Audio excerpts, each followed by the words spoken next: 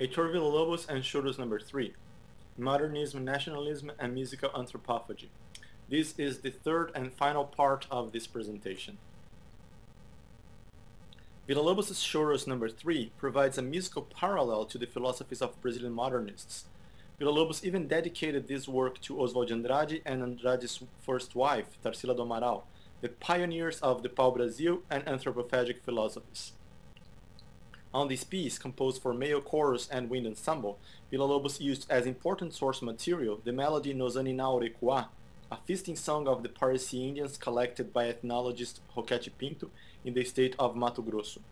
According to Villa-Lobos, Choros number 3 represents the, quote, sonorous atmosphere of the primitive music of the Aborigines of the state of Mato Grosso do Sul and Goiás, unquote.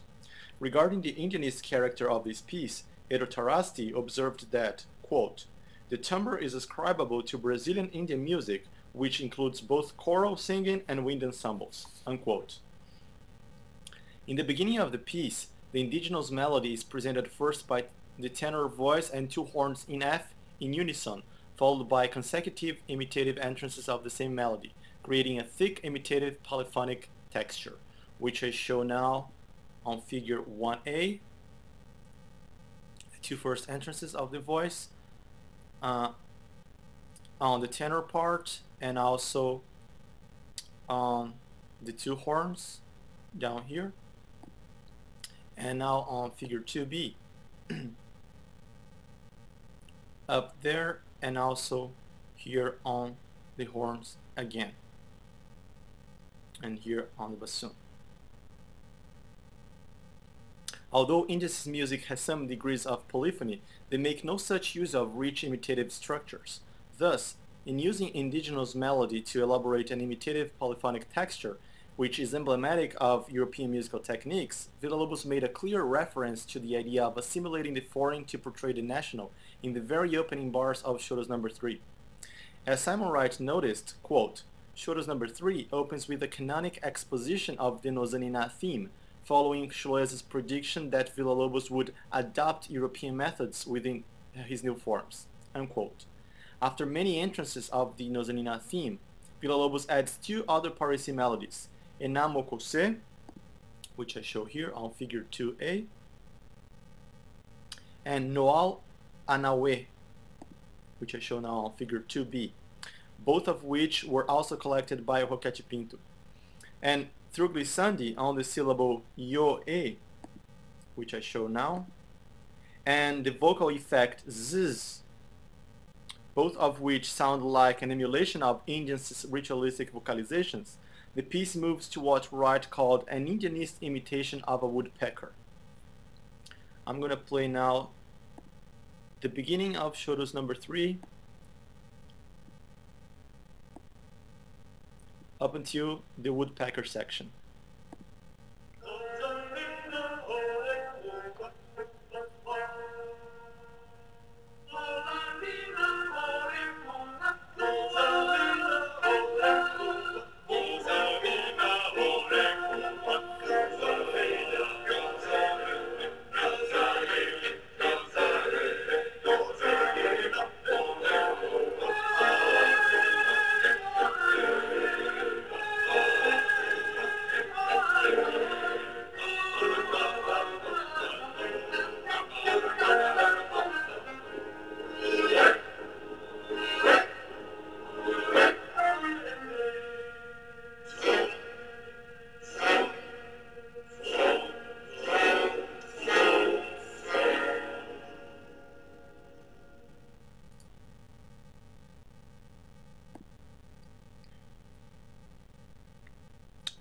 In the new section, Villa-Lobos introduced the word pica-pau, which means woodpecker, a bird commonly found in Brazil's forests, in the chorus part, and created a rich rhythmic texture to emulate the pecking of this bird.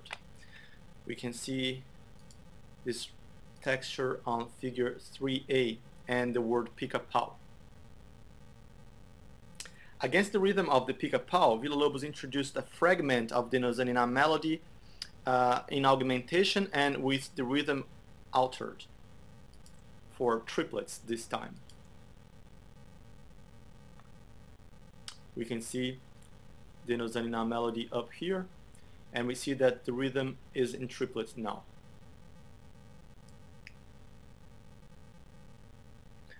According to Wright, this technique became very common in the choros and later works. Wright affirmed that, quote, juxtaposing long-breathed lyrical melody together with reiterated syllabic patterns imitative of Indian incantation became, in truth, a convenient method of demonstrating any combination of Brazilian racial or cultural elements. Indeed, the passage sounds like an Indian music ritual where singing and drumming, represented here by the pica-pau rhythm, are featured. And we can listen to this section now.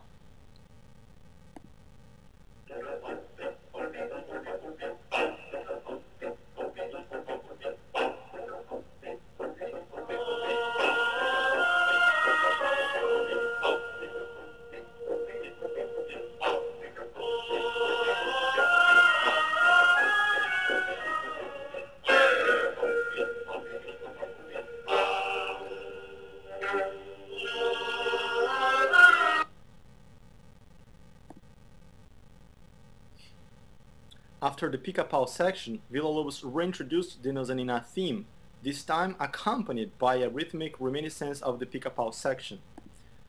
I show here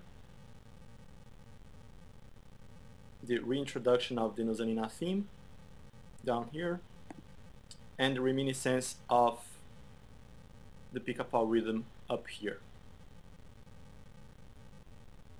Toward the end of the piece, the tempo is marked lento, and Villa-Lobos brings the word pica-pau back again and combines it with the word Brazil, suggesting the word pau-brasil, which makes reference to Oswald de Andrade's manifesto. We can see that on figure 5. As Tarasti observed, this coda is almost like a hymn to Brazil, and with this hymn, Villa-Lobos ends the piece. We can listen now to the final passage of Choros number 3.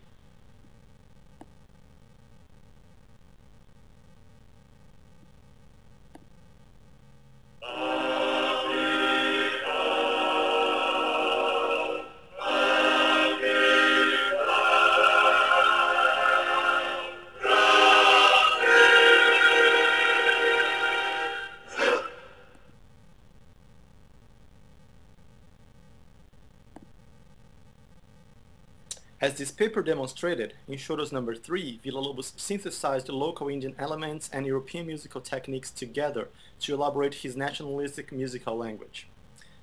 In this piece, along with the rest of the Choros series, resulted from Villa-Lobos' own philosophical and musical pursuits, but received a major intellectual boost from Brazilian modernist philosophies. Indeed, in Choros number 3, as in other compositions, Villa-Lobos fulfilled several principles of modernist philosophies that were later epitomized in Oswald de Andrade's Anthropophagic Manifesto, such as the assimilation of the foreign to portray the national almost in a cannibalistic way, which guaranteed the exportation and success of his choros in Paris. As Henri Prunière affirmed in his review to the Revue Musicale, on an Villa-Lobos concert performed in Paris on December 5, 1927, quote, "It is the first time in Europe that one hears works coming from Latin America that bring with them the wonders of virgin forests, of great plains, of exuberant nature, profuse in dazzling fruits, flowers, and birds. One may have another conception of the art music, but one could not remain indifferent to works of such power, and one must recognize with Florent Schmidt that the truly creative afflatus soufflé has passed." Unquote. Among other pieces, Choros number 3 and number 10, which have Indianistic characteristics, were performed on this concert.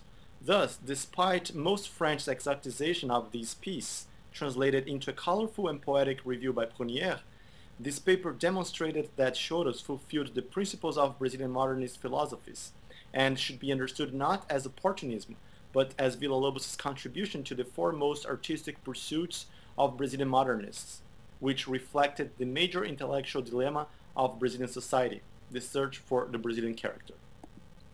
That is the end of this presentation. Thank you very much for your attention.